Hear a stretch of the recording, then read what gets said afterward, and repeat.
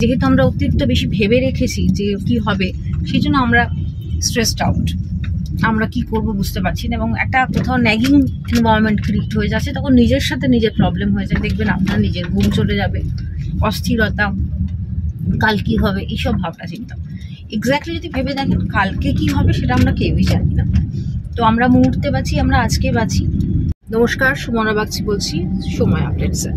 আজকে আমরা স্ট্রেস নিয়ে আলোচনা করব, কারণ স্ট্রেস বিষয়টা আমরা এভরিডে ডিল করছি, এবং তার জন্য আমাদের নানা রকম ফিজিওলজিক্যাল, সাইকোলজিক্যাল চেঞ্জেস হয়, শরীর খারাপ হয়, মন খারাপ হয়, কিন্তু স্ট্রেস থেকে বেরোতে পারি না। সেদিন একটা কথা ভাবছিলাম যে স্ট্রেসটা কিভাবে ডিল করবো, স্ট্রেসটা থেকে কিভাবে বেরোবো। আমরা প্রত্যেকেই স্ট্রেস ম্যানেজমেন্ট জানি, অ্যাঙ্গার ম্যানেজমেন্ট জানি, বিভিন্নভাবে আমরা জানি যে কিভাবে ডিল করতে হয়, কিন্তু অ্যাকচুয়ালি এগুলো কতটা অ্যাপ্লাই করি নিজেদের সাথে সেটা তো একটা ডাউট আছে। আমার মনে হচ্ছিল যে স্ট্রেস এমন একটা জিনিস যেটা থেকে আপনি বেরোতে পারবেন না। মানে ধরুন কোনো একটা ঘটনা ঘটতে চলেছে, ধরুন আপনার ছেলের পরীক্ষা বা মেয়ের পরীক্ষা, আপনার অফিসের কোনো বিশেষ কাজ আছে বা কোনো রেসপন্সিবিলিটি আছে, বাড়িতে কারোর কোনো বিশেষ অনুষ্ঠান আছে বা কোনো কারোর শরীর খারাপ আছে, তো সেগুলো সবটা মিলিয়েই আমরা খুব ভাবি কি হবে করে ভাবি। এক্স্যাক্টলি যদি একটু ভেবে দেখেন যে এগুলো এত বেশি ভেবে কোনো লাভ হয় না, কারণ যেটা হবার সেটা হবে।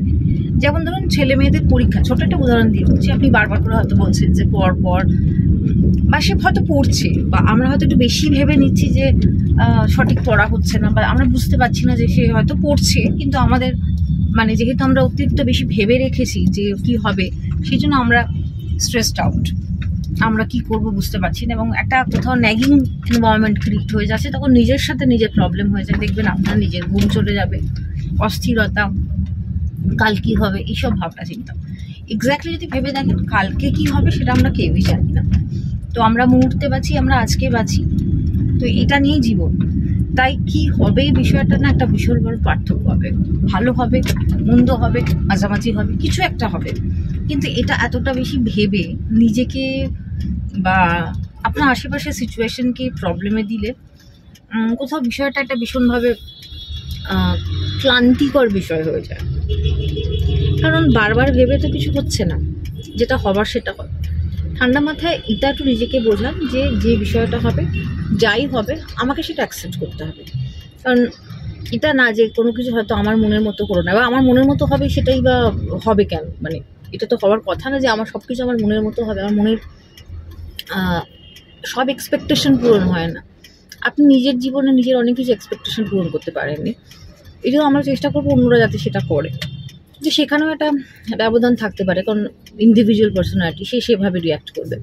তো স্ট্রেসগুলো এভাবে আসে, অতিরিক্ত একটা ভাবনা চিন্তা, অতিরিক্ত একটা এক্সপেকটেশন, সেগুলো সব কিছু মিলিয়ে একটা জটিল ক্রিয়া তৈরি হয়, যেটাতে আপনি অসুস্থ বোধ করেন। ফিজিক্যাল অনেক চেঞ্জেস দেখবেন। স্ট্রেসের একটা বিশাল বড় জায়গা হচ্ছে সাইকোসোম্যাটিক ডিসঅর্ডার, যেটা হচ্ছে আমরা ভাবছি হয়তো যে একটা শারীরিক এই ভাবনা চিন্তা বা ব্রেন সিগন্যাল দিচ্ছে, সেই ভাবনা চিন্তা থেকে আমাদের শারীরিক সমস্যা দেখা দিচ্ছে। হয়তো মনে হচ্ছে প্রচণ্ড মাথা যন্ত্রণা করছে, পেট ব্যথা করছে, এগুলো সবই সেই জায়গায় চলে যায়। ভেবে দেখুন যা হবার সেটা হবে, কিন্তু এত কিছু ভেবে কি আমি কিছু চেঞ্জ করতে পারবো? এই স্ট্রেস ব্যাপারটাকে সাজিয়ে নিয়ে মাথার উপর মুকুট করে রাখলে সেই মুকুটের ভারটা ভীষণভাবে কাঁটা হয়। তো বন্ধুরা একটু ভেবে দেখুন, স্ট্রেসটাকে একটুখানি রিল্যাক্স করে ভাবুন, যেটা হবে সেটা হবে। আমি বেশি চিৎকার করেও কিছু হবে না, বেশি অ্যাক্ট করেও কিছু হবে না, সবটাই হয়তো এতটাও হবার কথা না। যেটা আমার হাতে, আমি যেটা করতে পারবো সেটা আমি সেভাবে ট্রাই করব, চেষ্টা করে দেখুন। যদি মনে হয় ভিডিওটা আপনাদের পছন্দ হয়ে থাকে, অবশ্যই লাইক, শেয়ার আর সাবস্ক্রাইব করতে ভুলবেন না। ভালো থাকবেন।